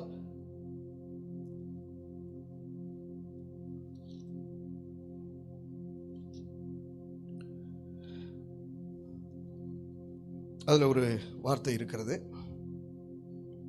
அதனுடைய 3ஆம் அதிகாரத்தை நீங்கள் வாசிக்கும் பொழுது 21வது வசனத்தை பார்க்கலாம். வெளிப்படுத்தின விசேஷம் 3:21. இப்ப பாருங்க, தரிசனத்தை பெற்றவர்கள் எங்க உட்கார்றாங்க அப்படிங்கறத இந்த இடத்துல ஆண்டவரே சொல்றாரு. நான் ஜெயம் கொண்டு என் பிதாவினுடைய சிங்காசனத்திலே அவரோடு உட்கார்ந்து இருக்கிறது போல ஜெயம் கொள்ளுகிறவன் எவனோ அவனும் என்னுடைய எங்க உட்கார்றான். இதை கடந்த நாட்கள் இந்த கிறிஸ்துமஸ் விழாவில் நிறைய காணொளிகள் நான் பார்த்த பொழுது எனக்கு தோணுனதெல்லாம் இந்த வசனம் தான். எங்க உட்கார்றான்? சிங்காசனத்துல. யாருடைய சிங்காசனத்துல? இயேசு எந்த இடத்துல உட்கார்ந்து இருக்கிறாரோ அந்த இடத்துல யார் உட்கார்றா? எங்க நீங்களும் நானும் உட்கார்றங்க. நல்ல கரங்களை தட்டி கர்த்தருடைய நாமத்தை மகிமைப்படுத்துங்க. ஆனா இந்த உலகம் நமக்கு என்ன தெரியுமா சொல்லுகிறது? நீ தொண்டன். எப்படி? நீ தொண்டன், நீ அடிமை, நீ சுயாதீனன், நீ ஏழை, நீ அவன் இவன், அப்படியே தான் சொல்லிக் கொண்டிருக்கிறது. சிறுபான்மையினர் இந்த வார்த்தையை கேட்டாவே நமக்கு அப்படியே ஒரு மாதிரி வேதனை. அதை பார்த்துட்டு நம்மளும் போறோம். சிறுபான்மை என்ன? சிறுபான்மை உலகத்தில் இருக்கிறவனை காட்டிலும் என்னோடு இருக்கிறவர் பெரியவர். இந்த உலகமே எனக்கு முன்பதாக எதிர்த்து நின்றாலும் என்னோடு இருக்கிறவர். அப்ப நான் சிறுபான்மையா பெரும்பான்மையா? நான் தான் பெரும்பான்மை. ஆமேன் என்று சொல்லுங்க. அது அவங்களுக்கு புரியறது இல்லை. நம்மளும் என்ன பண்றோம்? சிறுபான்மை சிறுபான்மை சிறுபான்மைன்னு. நம்ம தேவனுக்கு முன்பதாக தான் நம்ம என்ன பண்ணணும்? தாழ்த்தணுமே தவிர மனிதர்களுக்கு முன்பதாக நம்ம என்ன பண்ண வேண்டாம்? தாழ்த்த வேண்டாம். காரணம், நான் ராஜாவின் பிள்ளை, நான் ராஜா, நான் ஆசாரியன், நான் லேவியன். என்னை ஆண்டவர் எப்படி தெரியுமா உயர்த்துறாரு? இப்படியே கொண்டு போக மாட்டார். எப்படி கொண்டு வர்றாரு? இப்படி இருந்த எண்ணெய், குப்பையிலும் புழுதியிலிருந்து இருந்த எண்ணெய் எடுத்து யாரோட அமர வைக்கிறாரு? திருப்பியும் பாருங்க, யாரோட அமர வைக்கிறாரு? ராஜாக்களோடு, பிரபுக்களோடு, அதிபதிகளோடு அமர வைக்கிறாரு. யோசேப்பு சிறைச்சாலையில் இருந்தாரு. யாரோட போய் உட்கார்ந்தாரு? பார்வோனோடு கூட போய் உட்கார்றாரு. பார்வோன் அரண்மனையில, பார்வோனுடைய 2வது ரதத்துல, பார்வோனுக்கு அடுத்த ஸ்தானத்துல யார் போய் உட்கார்றா? யோசேப்பு போய் உட்கார்றாரு. சாத்ராக், மேஷாக், ஆபேத்நேகோ இவர்கள் அடிமையாகி கொண்டு போகப்பட்டவர்கள். ஆனா இவங்க இருக்கிற இடம் தெரியுமா? ராஜ அரண்மனை. ராஜாவே வந்து சொல்றாரு, தானியேலே, ஜீவனுள்ள தேவனுடைய குமாரனே, சிங்கங்களின் வாய்களுக்கு கர்த்தர் உன்னை தப்புவித்தார். யார் கேட்கிறா? ராஜா கேட்கிறாரு. நம்ம என்ன பண்ணிட்டு இருக்கிறோம்? சொல்லுங்க ராஜா, சொல்லுங்க எஜமா. அப்புறம் நான் தொண்டேன், நான் அவன் இவன். ஆனா தேவன் நம்மளை இப்படி பார்க்கறது இல்லை. நான் என்னன்னா, நம்மளுடைய தரிசனம், நம்முடைய விஷன் என்னன்னா, நான் ஆண்டவருடைய பிள்ளை. கரங்களை உயர்த்தி ஒரு ஆமென் என்று சொல்லுங்க. இந்த தெளிவும் இந்த எண்ணமும் யாருக்குள்ள வேணும்னா நமக்குள்ள வேணும். நம்முடைய இருதயத்துல, நம்முடைய சிந்தையில இருக்க வேண்டும். தரிசனத்தை பெற்ற ஒரு வாழ்க்கை, தரிசனத்தை பெற்ற ஒரு ஜீவிதம் நம்முடைய வாழ்க்கையில இருக்க வேண்டும் என்று ஆண்டவர் எதிர்பார்க்கிறார். 2025 விட்டுருங்க. இந்த நேரம் வரைக்கும் இருக்கக்கூடிய சூழலை விட்டுருங்க. இந்த நேரத்திலிருந்து, இந்த நிமிடத்திலிருந்து ஒரு தரிசனத்தை தேவனாகிய கர்த்தர் நம்முடைய சிந்தையிலும் இருதயத்திலும் ஏற்படுத்துவாராக. கரங்களை ஊற்றி ஒரு ஆமென் என்று சொல்லுங்க.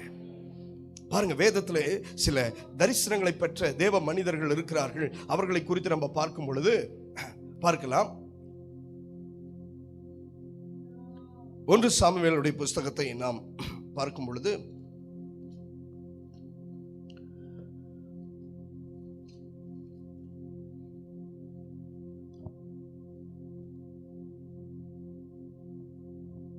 அதனுடைய 3வது அதிகாரம் 10வது வசனத்தை நீங்கள் வாசிப்பீர்களானால் அங்கு தரிசனம் பெற்ற சாமுவேலை குறித்து நம்ம பார்க்கலாம்.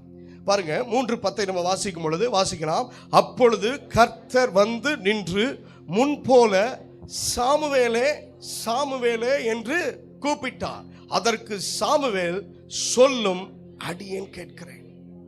அப்ப இந்த இடத்துல நேரடியாகவே சாமுவேல் இடத்துல தேவன் வந்து பேசுகிறார் அல்லது தரிசனமாகிறார்.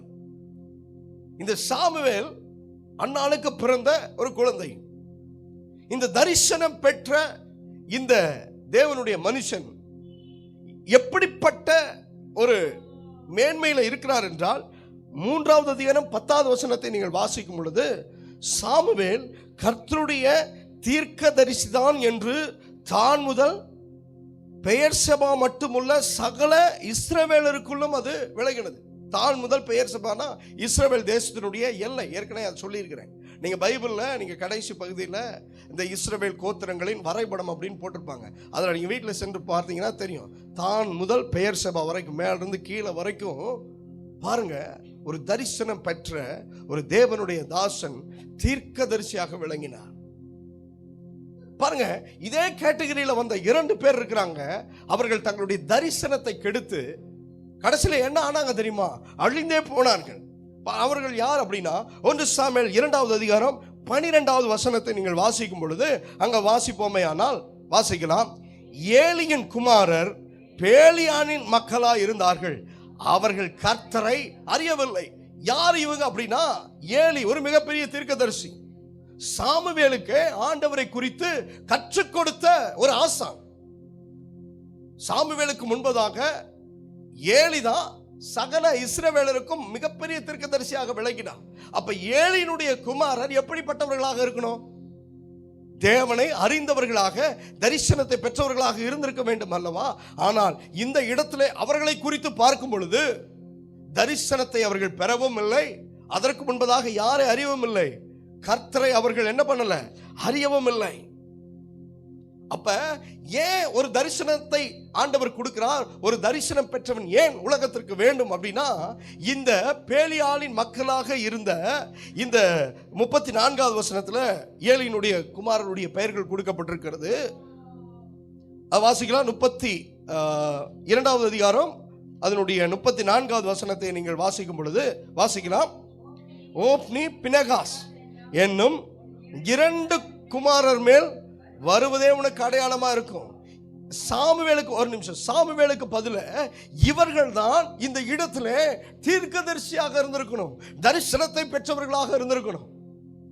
ஆனால் அன்னாள் என்கிற குழந்தை பிறக்காத ஒரு ஸ்திரீக்கு தேவன் ஒரு குழந்தையை கொடுத்து, அந்த குழந்தையை தேவனுடைய ஆலயத்திலே கொண்டு வந்து வைத்து வளர்த்தி, அந்த குழந்தைக்கு கர்த்தர் தரிசனத்தை கொடுக்கிறது மாத்திரமல்ல, தரிசனத்தை உடையவராக சாமுவேலும் இருந்தார். எல்லா காரியங்களையும் தேவனாகிய கர்த்தர் சாமுவேலுக்கு வெளிப்படுத்தினார். அப்ப முதலாவது தரிசனம் உடையவர்களாக இருக்கும் பட்சத்தில் தேவ சத்தத்தை நீங்களும் நானும் கேட்க முடியும். கரங்களை ஊர்த்தி ஒரு ஆமென் என்று சொல்லுங்க. தரிசனம் நமக்குள்ளாக இருந்தால் எது கேட்கும் நம்முடைய காதுல? தேவ சத்தம். 2026 குறித்து தேவ சத்தம் உங்கள் காதுகளிலே தொனிக்க வேண்டும். ஆமென் என்று சொல்லுவோம். 2026 உங்களை குறித்து, உங்கள் குடும்பத்தை குறித்து, தேசத்தை குறித்து, சூழலை குறித்து, இன்னும் சொல்கிறேன் சபை குறித்து, ஊழியர்களை குறித்துதான சத்தம் உங்களுடைய காதுகளில் என்ன பண்ண வேண்டும்? தொனிக்கப்பட வேண்டும். அப்படிப்பட்ட தரிசனம் உடைய தேவ ஜனங்களாய் நம்முடைய சபை மக்கள் இருக்க வேண்டும். கரங்களை ஊற்றி ஒரு ஆமென் என்று சொல்லுங்க. பெற்றவர் இரண்டாவதாக ஆசீர்வதிக்கப்பட்டவர்களாக இருப்பார்கள். கரங்களை ஊற்றி ஒரு ஆமென் என்று சொல்லுங்க. முதலாவதாக தரிசனம் பெற்றவர்கள் தேவ சத்தத்தை கேட்பார்கள். இரண்டாவதாக தரிசனத்தை பெற்றவர்கள் எப்படிப்பட்டவர்களாக இருப்பார்கள்? ஆசீர்வதிக்கப்பட்டவர்களாக இருப்பார்கள். அடுத்து நீங்க பாத்தீங்க அப்படின்னா ஆதியாகமம் 37வது அதிகாரம் எடுத்துக்கொள்வோம். ஆதியாகமம் 37வது அதிகாரம்.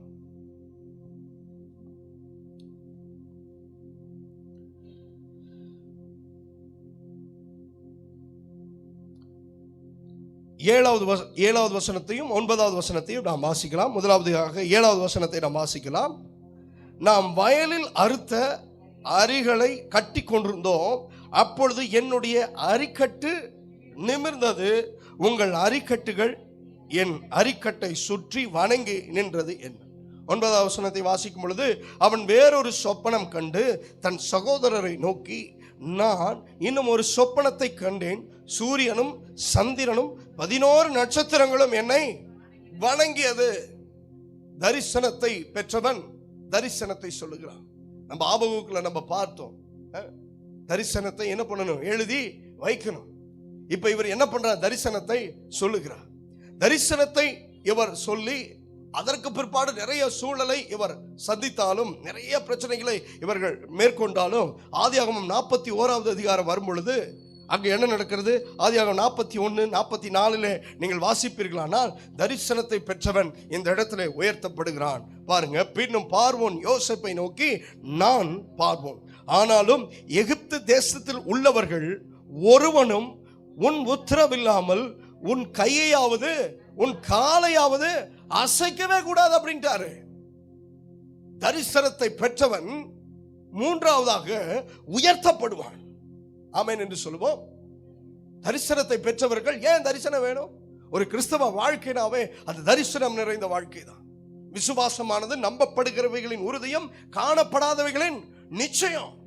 அந்த விசுவாசம் தரிசனமா கண்மை ஆகணும். ஆனால் தரிசனம் விசுவாசமா கண்மை ஆகணும். இப்படிப்பட்ட அந்த ஆவிக்குரிய அந்த அனுபவம் நம்முடைய வாழ்க்கையில் இருக்கும் என்றால், இங்க மூன்றாவது நம்ம பார்க்கக்கூடிய காரியம், அடிமையாய் கொண்டு போகப்பட்டவன், தன் சகோதரர்களால் புறக்கணிக்கப்பட்டவன் உயர்த்தப்படுகிறான். பெரிய ஆச்சரியம் என்னன்னா, இவருடைய உத்தரவு இல்லாம, யோசேப்பினுடைய உத்தரவு இல்லாம ஒருத்தர் என்ன பண்ணக்கூடாது? கைய கூட ஆட்டக்கூடாதான், காலை கூட அசைக்க கூடாதான். எப்படிப்பட்ட ஒரு ஜீவ ஆர்டர் பாருங்க. தரிசனத்தை பெற்றவர்கள், ஏன் தரிசன முகாம் நம்ம வைக்கிறோம்? ஏன் தரிசனம் வேணும்னு நம்ம சொல்லிட்டு இருக்கிறோம்? இந்த 2025 எண்டில் எத்தனையோ தேங்க்ஸ் கிவிங் மெசேஜ் எல்லாம் இருக்குது. ஏன் அதெல்லாம் விட்டுட்டு ஏன் இதை எடுக்கிறோம்? அடுத்த வருடத்தில் நம்முடைய சூழல் மாற வேண்டும். நல்ல கரங்களை தட்டி கர்த்தருடைய நாமத்தை மகிமைப்படுத்துங்களேன். நாம் ஆசீர்வதிக்கப்பட வேண்டும். திரும்பி அதே பழைய பஞ்சாங்கத்தை நாம் பாடிக்கொண்டிருக்க கூடாது. அதே சூழலில் நாம் இருக்கவே கூடாது. கர்த்தர் நம்மை ஆசீர்வதிப்பாராக. அடுத்து நேரம் இல்லாததுனால சீக்கிரமாய் நான் சொல்லுகிறேன். அடுத்து தானியேல் 6வது அதிகாரம். இங்க ஒருத்தர் தரிசனத்தை பார்க்கிறார். அந்த தரிசனத்தை நாம் வாசிக்கலாம். தானியேல் 6வது அதிகாரத்தை நாம் பார்க்கும் பொழுது,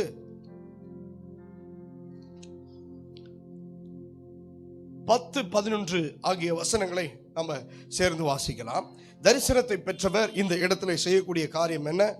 தானியேலவென்றால் அந்த பத்திரத்திற்கு கையெழுத்து வைக்கப்பட்டதென்று அறிந்த போதிலும் தன் வீட்டுக்குள்ளே போய் தன் மேல் அறையில எருசலேமுக்கு நேராக பலகணிகள் திறந்திருக்க அங்கே தான் முன் செய்து வந்தபடியே தினம் 3 வேளையும் தன் தேவனுக்கு முன்பாக முழங்கால் படியிட்டு ஜெபம் பண்ணி ஸ்தோத்திரம்.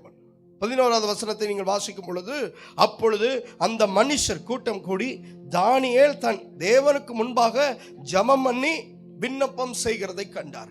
அதற்கப்புறம் தானியேலுக்கு பிரச்சனைகள் வருகிறது. ராஜாவுடைய கட்டளை மீறிட்டார் அப்படின்னு சொல்லிட்டு சிங்கக்கபிலை தூக்கி போட்டாங்க. அதற்கப்புறம் தேவன் தூதர்களை அனுப்பி காப்பாற்றுகிறார். அதெல்லாம் நமக்கு தெரியும். இறுதியில இவருக்கு ஒரு தரிசனம். அந்த என்ன தரிசனம்னா, இவர் இருக்கிறது பாபிலோன் தேசத்துல, ஆனால் சிறைபிடிக்கப்பட்டு வந்து விட்டார்கள். அங்கு எருசலேம், அங்கு கானான் தேசம், இஸ்ரவேல் தேசம் பாழாக்கப்பட்டிருக்கிறது. அங்கு சாலமோன் கட்டின தேவனுடைய ஆலயம் இடிக்கப்பட்டிருக்கிறது. அதில் இருக்கக்கூடிய வெள்ளிகள், பொன்கள், அங்க இருக்கக்கூடிய எல்லா விதமான அந்த ஆலயத்தில் இருக்கக்கூடிய எல்லா பனிமூட்டுகளும் எல்லா விதமான பொக்கிஷங்களும் கொள்ளையடிக்கப்பட்டிருக்கிறது. ஆகவே அடிமை தேசத்துல இருந்தாலும் அந்த தேசத்துல தானியேல் உயர்த்தப்பட்டாலும் இவருக்கு ஒரு தரிசனம் இருந்தது. என்ன தரிசனம் அப்படின்னா, என் தேசத்தை தேவன் ஆசீர்வதிக்க வேண்டும். கரங்களை ஊற்றி ஒரு ஆமென் என்று சொல்லுங்க. அதனால அவர் எடுத்த தரிசனம் என்ன தெரியுமா? எடுத்த அந்த நோக்கம் என்ன தெரியுமா? அவர் வந்து வேற யார் இடத்துலையும் எந்த உதவியும் கேட்கல. அவருக்கு தெரிஞ்சது ஒன்னே ஒன்று, முழங்கால் படியிட்டு கரங்களை உயர்த்தி பலகணிகளை திறந்து எருசலேம் அந்த திசைக்கு நேராக கரங்களை உயர்த்தி அவர் ஜெபம் பண்றார். அவ்வளவுதான். இந்த தரிசனத்தை அவர் எதுல கன்வே பண்றாருன்னா, ஜெபத்துல கன்வே பண்றார். அப்ப நம்முடைய தரிசனத்தை பாருங்க, நம்ம எதுல அப்படியே கன்வே பண்ணணும் அப்படின்னா, நம்முடைய ஜெபத்துல கன்வே பண்ணணும். Praise God. நம்முடைய தரிசனம், தேவன் நமக்கு எத்தனையோ தரிசனங்களை கொடுத்திருப்பார். எத்தனையோ விதமான நல்ல செய்கைகளை நாம் செய்யும்படியாக, எத்தனையோ விதமான காரியங்களை சாதிக்கும்படியாக, எத்தனையோ விதமான மேன்மைகளை நாம் பெற்றுக்கொள்ளும்படியாக கர்த்தர் எத்தனையோ தரிசனங்களை நமக்கு கொடுத்திருக்கிறார். அவைகளெல்லாம் என்ன பண்ணணும்? எழுதி வைக்கணும். ஆபகுக்குள்ள வாட்சதே அதுதான். பலகையில என்ன பண்ணணுமாமா? தரிசனத்தை எழுதி வைக்கணும். இவர் பாருங்க, தேவனுக்கு முன்பதாக கரங்களை உயர்த்தி விண்ணப்பம் பண்ணுகிறார். அதை அநேகர் பார்க்கிறாங்க. ஆனால் இறுதியிலே இவருடைய சூழல் எப்படிப்பட்டதாக மாறியது அப்படின்னா, 28வது வசனத்தை வாசிக்கும் பொழுது, தரியவின் ராஜ்யபார காலத்திலும் பெர்சியனாகிய கோரேசனுடைய ராஜ்யபார காலத்திலும் தானியேலின் காரியம் ஜெயமாய் மாறினது. அப்ப தரிசனம் பெற்றவன் நான்காவதாக எதை பெற்றுக்கொள்ள முடியும் என்று சொன்னால் ஜெயத்தை பெற்றுக்கொள்ள முடியும். கரங்களை உயர்த்தி சத்தமா ஒரு ஆமென் என்று சொல்லுங்க. தரிசனம் என்பது சாதாரண ஒரு விஷயம் அல்ல. இந்த மத்தியானம் தான் இதை குறித்து அப்படியே தியானிச்சுட்டு இருந்தேன். ஒரு தரிசனம் அப்படின்னா ஒரு மனுஷனுக்குள்ள வந்துருச்சு அப்படின்னா, மீண்டும் சொல்லுகிறேன், தேவ சத்தத்தை அவர்கள் கேட்கிறார்கள், ஆசீர்வதிக்கப்படுகிறார்கள், அடுத்து உயர்த்தப்படுகிறார்கள், அடுத்து அவர்களுடைய காரியம் எல்லாம் ஜெயமாய் மாறுகிறது. அடுத்து பேதுருவுக்குண்டான ஒரு தரிசனத்தை நீங்கள் பார்க்கும் பொழுது அப்போஸ்தலர் 12வது அதிகாரம் அதனுடைய 9வது வசனத்தை வாசிக்கும் பொழுது அங்கு விடுதலை செய்யப்படுகிறார். அவர் சிறைச்சாலையில் இருக்கும் பொழுது தரிசனத்தை காண்கிறது போல இருக்கிறது அவருக்கு. ஆனா அவருக்கு இருந்தாலும் அவர் தரிசனத்தை தான் பார்க்கிறார். ஆனால் தரிசனம் இறுதியிலே பேதுருவுக்கு எதை கொண்டு வருகிறது என்று சொன்னால் விடுதலையை கொண்டு வருகிறது. அடுத்து நம்முடைய வாழ்க்கையில தரிசனம் எதை கொண்டு வரும் என்று சொன்னால் விடுதலையை கொண்டு வரும். கரங்களை உயர்த்தி ஒரு ஆமென் என்று சொல்லுங்க. நோவாவுக்கு ஒரு தரிசனம். என்ன தரிசனம் அப்படின்னா, நோவா தன் காலத்தில் இருந்தவர்களுக்குள்ளாகவே எப்படிப்பட்டவராக இருந்தார் என்றால் உத்தமராக இருந்தார், நீதிமானாக இருந்தார். ஆகவே கர்த்தருடைய கண்களில் நோவாவுக்கு என்ன கிடைச்சது? தயவு கிடைத்தது. தயவு கிடைத்தபடினாலே கர்த்தர் என்ன சொல்லுகிறார்? நான் தேசத்தை அழிக்க போகிறேன், ஆனால் உன்னையும் உன் குடும்பத்தையும் என்ன பண்ண போகிறேன்? காப்பாற்ற போகிறேன். அப்ப தரிசனம் பெற்றவர்கள் காப்பாற்றப்படுவார்கள். கரங்களை ஊற்றி ஒரு ஆமென் என்று சொல்லுங்க.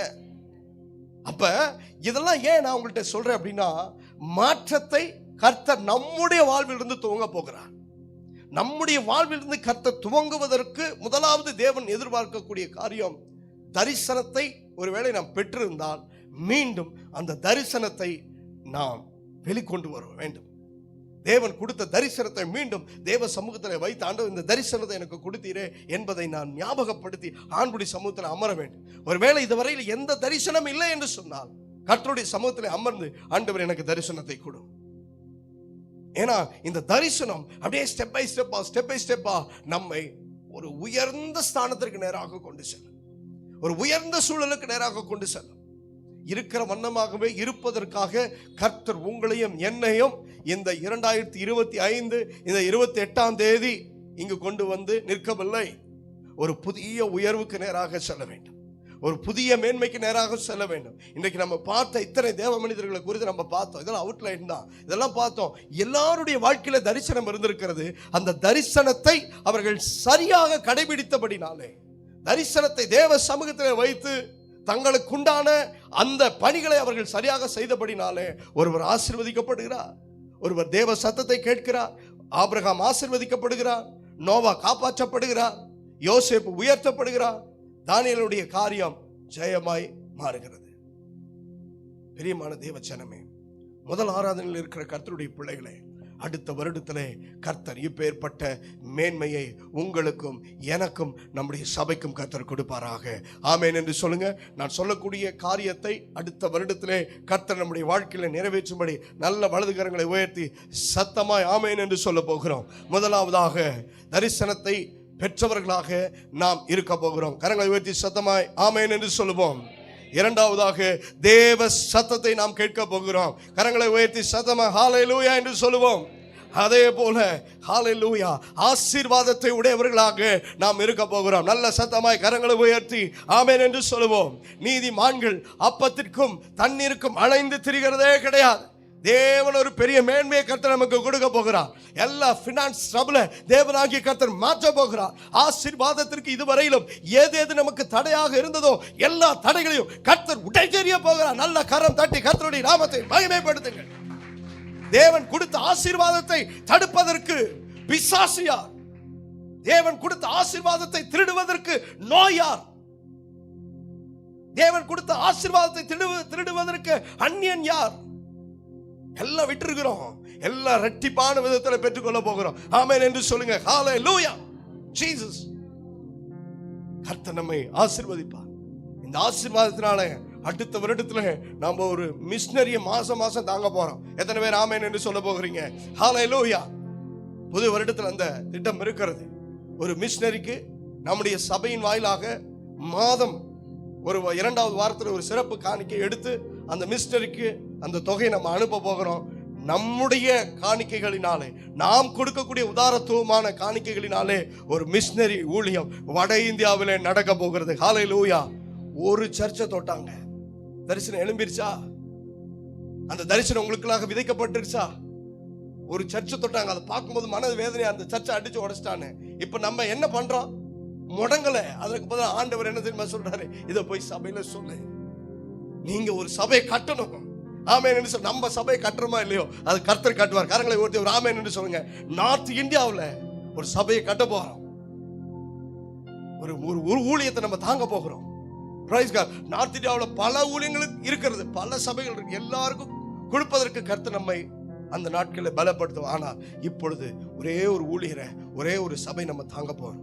ஏன்னா அங்கு பல சபைகள் அடிக்கப்பட்டிருக்கிறது. அது பூரணமைக்கப்படும், அது சீரமைக்கப்படும். ஒரு புதிய சபை நம்முடைய தரிசனத்தின் வாயிலாக எழும்பும். நல்ல கரங்களை தட்டி கர்த்தருடைய நாமத்தை மகிமைப்படுத்துங்க. அதற்காக ஒரு நல்ல ஒரு தேவனுடைய மனுஷனை நம்முடைய சபையில நியமிக்க போறோம். அவர்கள் தான் இந்த பொறுப்பை செய்ய போகிறார்கள். ஆண்டவருக்கு மகிமை உண்டாகட்டும். அடுத்து பாத்தீங்கன்னா, தரிசனம் நம்முடைய வாழ்க்கையில இருக்கும் என்று சொன்னால் அந்த தரிசனம் நம்மையும் நம்முடைய குடும்பத்தையும் காப்பாற்றும். கரங்களை உயர்த்தி சத்தமாய் ஹல்லேலூயா சொல்லுங்க. ஹல்லேலூயா. பகலிலே வெயிலாகிலும் இரவிலே நிலவாகிலும் நம்மை சேதப்படுத்துவது இல்லை. கர்த்தர் நம்மை எல்லா தீங்குக்கும் விலக்கி காப்பார். அவர் நம்முடைய ஆத்துமாவை காப்பார். நல்ல கரங்களை தட்டி இப்படிப்பட்ட நல்ல மேன்மைக்காக ஆண்டவருக்கு நன்றி செலுத்தும். அதே போல கர்த்தர் நமக்கும் நம்முடைய பிள்ளைகளுக்கும் உயர்வை கர்த்தர் கொடுக்க போகிறார். உங்களுடைய பிள்ளைகள் எத்தனை பேர் உயர வேண்டும் என்று நினைக்கிறீர்கள்? எல்லா பெற்றோர்களுக்குள்ள அந்த வாஞ்சை இருக்கும். பெற்றோர்கள் தயவாக கரங்களை வானத்திற்கு நேராக உயர்த்தி, ஆண்டவரே இப்பொழுது தரிசனத்தை குறித்து நல் வார்த்தைகளை கேட்டுக்கொண்டிருக்கிறோம். எங்க பிள்ளைகள் உயரணும் ஆண்டவரே. நல்ல சத்தமா கரங்களை உயர்த்தி கேளுங்க பார்க்கலாம். எங்களுடைய பிள்ளைகளுடைய பேர பிள்ளைகள் ஹல்லேலூயா உயரணும். நான் கேட்க போறேன், ஆண்டவரே எங்கள் சபையில் இருக்கக்கூடிய எல்லா வாலிப பிள்ளைகளும், ஆண்டவரே வேலை செய்து கொண்டிருக்கிறவர்கள், படிக்கிறவர்கள், ஆண்டவரே திருமணம் செய்தவர்கள், திருமணம் செய்ய போகிறவர்கள், எல்லாருடைய வாழ்வு உயரணும் ஆண்டவரே. யோசேப்பு உயர்த்தப்பட்டது போல எங்களுடைய பிள்ளைகள் உயர்த்தப்பட வேண்டும். அந்நிய தேசத்திலே ஆண்டவரே ஸ்தோத்திரம், எங்களுடைய பிள்ளைகள் ஆண்டவரே உயர்த்தப்பட வேண்டும். நல்ல பணிகளிலே வேலை செய்ய வேண்டும். நல்ல சம்பாத்தியத்திலே எங்களுடைய மக்கள் ஆண்டவரே பணியமர்த்தப்பட வேண்டும். ஆண்டவரே இந்த வருடத்திலே அநேக வாலிப பிள்ளைகளுக்கு திருமண வைபவத்தை கர்த்தர் ஏற்படுத்தி தந்தார். அடுத்த வருடத்திலே அநேக வாலிப பிள்ளைகளுக்கு கர்த்தர் திருமண வைபவத்தை ஏற்படுத்தி தர வேண்டும். புதிய வாழ்க்கையை உண்டாக்க வேண்டும். புதிய ஊழியங்களை கர்த்தர் கொடுக்க வேண்டும். நல்ல கரம் தட்டி கர்த்தருடைய நாமத்தை எல்லாரும் மகிமைப்படுத்துங்க. Thank you Jesus. அதே போல நம்முடைய வாழ்க்கையில நம்முடைய காரியம் எல்லாம் ஜெயமாய் மாற வேண்டும். எத்தனை பேர் அந்த ஜெயத்தை விரும்பக்கூடியவர்களாக இருக்கிறீங்க? அப்படியே விரும்பக்கூடியவர்கள் மாத்திரம் அப்படி இருக்கிற இடங்களில் எல்லாம் எழுந்து நின்று அப்படியே ஸ்தோத்திரம் பண்ணி, ஆண்டவரே எங்கள் வாழ்க்கை ஜெயமாய் மாற வேண்டும். ஸ்தோத்திரம் பண்ணி ஜெபம் பண்ணுங்க பார்க்கலாம். ஸ்தோத்திரம் பண்ணி எல்லாம் ஜெபம் பண்ணுங்க பார்க்கலாம். இந்த காலை நேரத்தில் தரிசனத்தை குறித்ததான காரியங்களை நம்ம தியானித்துக் கொண்டிருக்கிற இந்த நேரத்தில் இறுதியாக ஜெயம் பெறக்கூடிய ஒரு வாழ்வு நம்முடைய ஜீவிதத்தில் வேண்டும். பிரியமான தேவ ஜனமே, இந்த காணொளியை பார்க்கிற தேவனுடைய பிள்ளைகள் ஒவ்வொருவரையும் கர்த்தர் ஆசீர்வதிப்பீராக. ஆமென்.